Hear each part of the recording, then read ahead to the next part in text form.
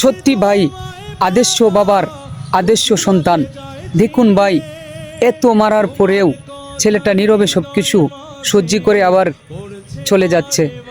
এই হলো আসলে বাবা ছেলের পরিচয়।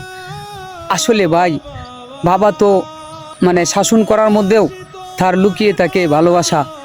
আর ছোটোবেলায় আমার বাবা আমাকে কলার ডাগ্য দিয়ে মারতো, পেঁপে গাছের ডাল দিয়ে মারতো, নরম জিনিস দিয়ে মারতো, যাতে সন্তান ব্যথা না পায়।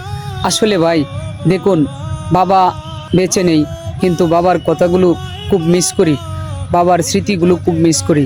যার বাবা বেঁচে আছে আসলে সবাই বাবার সাথে ভালো ব্যবহার করবেন, বাবাকে বেশি বেশি ভালোবাসবেন। আর দোয়া রইল সকল বাবার জন্য, আল্লাহ যেন সকল বাবাদেরকে ভালো রাখেন, সুস্থ রাখেন।